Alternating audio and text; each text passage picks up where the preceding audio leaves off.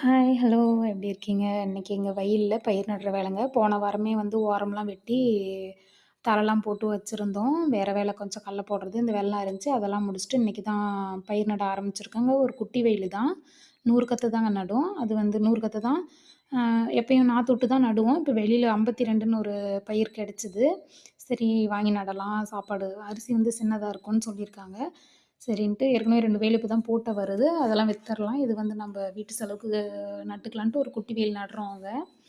இது வந்து இன்னைக்கு பொழுதன்னைக்குள்ள நட்டுருவோம். 100 நாள்ல வந்துரும்ன்னு சொல்லியிருக்காங்க. ஏற்கனவே பயிர் வந்து 33 நாள் ஆயிருச்சு. இன்னையோட 33 நாளு. பார்க்கலாம் எப்டி 130 நாள்ல வந்துரும்ன்னு சொன்னாங்க. சரி இப்பயே 33 நாள் ஆயிருச்சு. 100 நாள்ல அறுவடை பண்ணிருவோம். ஓகேங்க. எங்க வீடியோ பார்த்ததுக்கு ரொம்ப ரொம்ப நன்றி. பாய்.